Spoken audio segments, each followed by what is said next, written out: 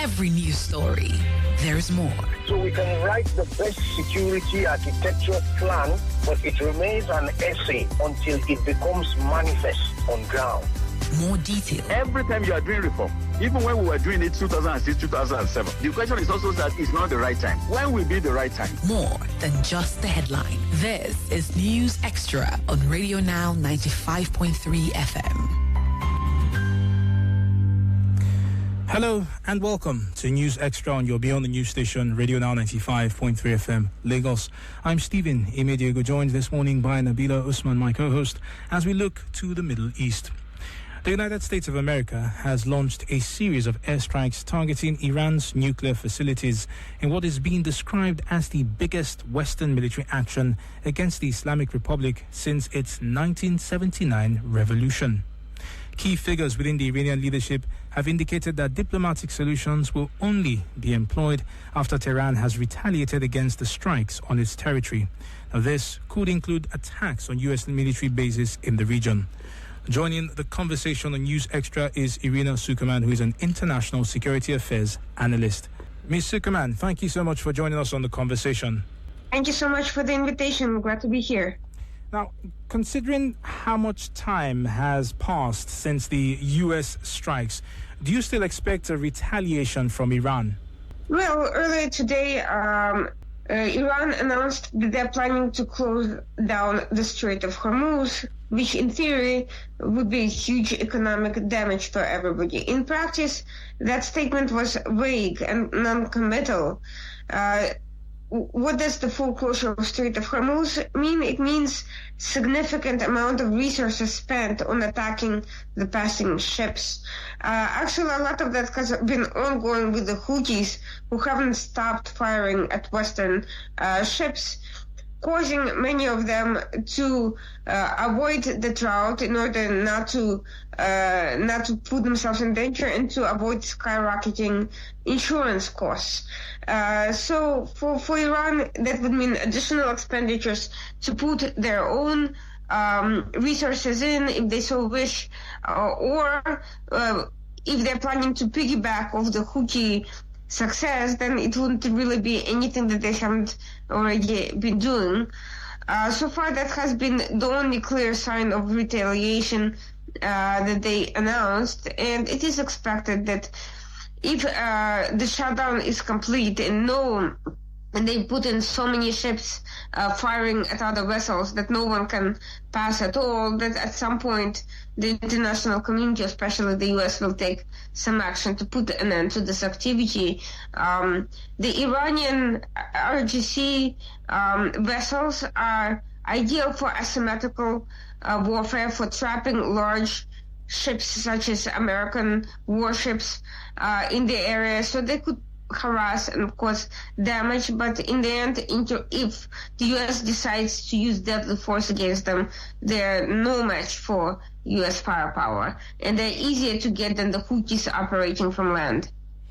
So, Ms. Sukerman, there are questions on the extent to which the U.S. is ready to commit to a prolonged war against Iran. And I ask this because Israel has retained a rhetoric that says even if Iran decides to back down now, their objective is to obliterate its nuclear capabilities.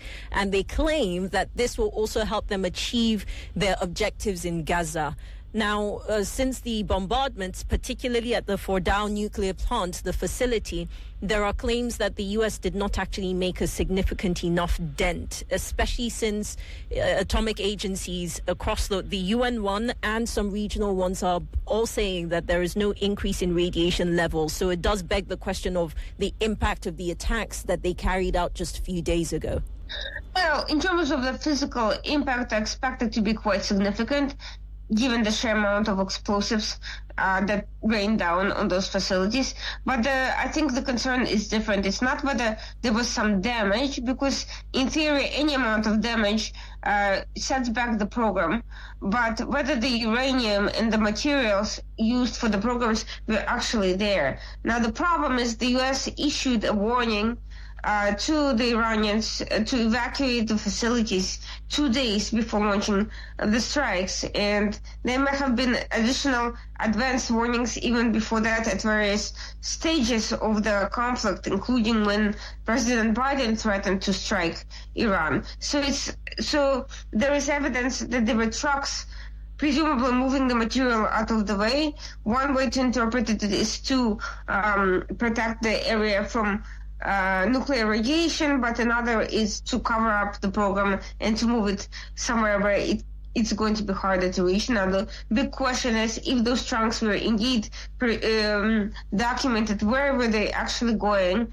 and is the program still safe somewhere in Iran or outside the country? If that is the case, then the strikes against the facilities were more symbolic than anything else. They're still damaging and costly, and they're still setting back some of the Iranian nuclear capabilities, but not nearly as much as to prevent them from functioning quickly if they have other sites, secret sites, prepared to engage very quickly.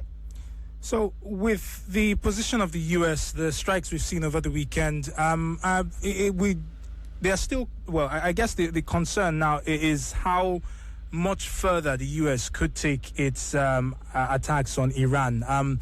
We know that there's been an evacuation of diplomatic personnel in the region. There's also been calls on American civilians within the region to lay low or leave the region as quickly as possible. Are we going to see an escalation? We've seen airstrikes. We're talking boots on ground. Is this a possibility from the U.S.? I think boots on the ground are extremely unlikely. I think it's very close to zero. Can we see additional airstrike? That depends. First of all, the evacuations were ordered to prevent personnel being harmed by any potential Iranian retaliation, which is not expected to be very significant given the disparity in sources, but could happen due to proxy presence. And it also gives more freedom of action to the U.S. Second, President Trump made it very clear that the attacks on the nuclear sites were a one-off event. They were not expected to be a long-term engagement at all for many legal and political reasons. And even that was an enhancement from the original plan to only strike the Fordo facility. However, all of that can change in many ways, depending on whether Iran does actually physically attack any U.S. sites or personnel, whether the nuclear program is deemed to be still functioning, whether Iran decides ultimately to come to the negotiating table, and whether there are other concerns and immediate assistance that U.S. allies in the region might need, or Iran threatens or shows any other sort of dangerous activity aside from the nuclear program in the near future. For instance, let's say they do decide to send additional sources to the Strait of Hormuz and launch direct attacks there. U.S. could choose to intervene and shut that down as well.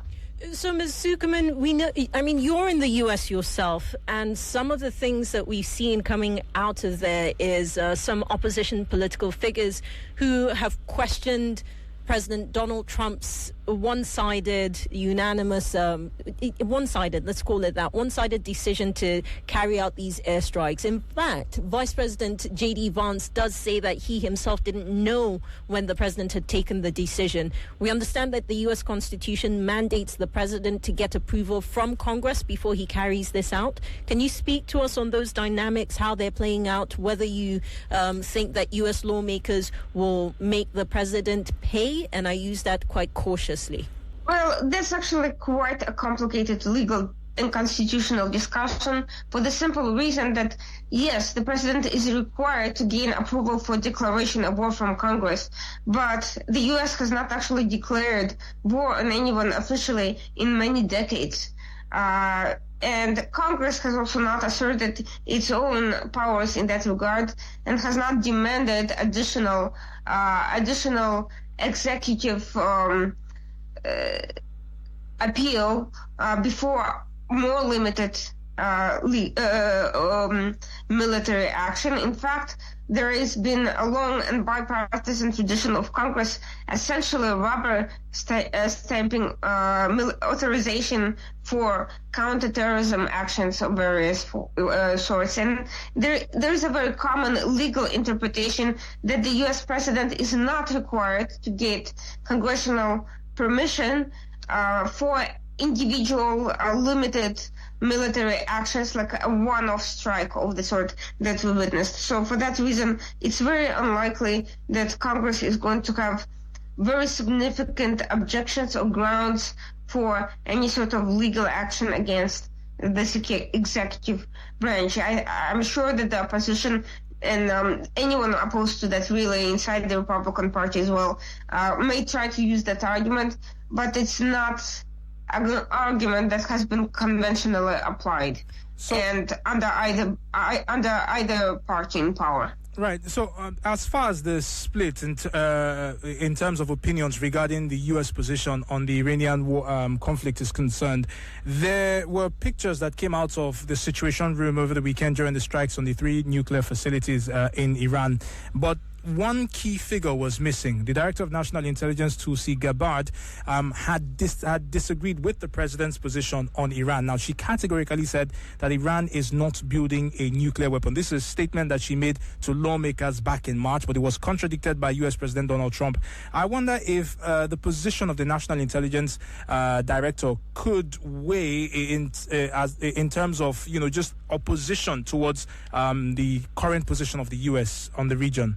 Well, suffice it to say that the Director of National Intelligence does not carry more power than the president, and she can object and has repeatedly objected, but ultimately, as any other official, she can be simply overruled, as we have seen happen directly, not once but twice, with the president. Now, the bigger issue is whether she actually misled the Congress under oath and misled the president, to whom she is answerable, about the status of the Iranian nuclear program, because other intelligence assessments, including a recent watchdog report, indicate that Iran's nuclear program was quite active. And needless to say, from a political standpoint, it makes no sense that U.S. would pursue negotiations with Iran about the shutdown of the nuclear program and the dismantlement of that nuclear program as any sort of a deal,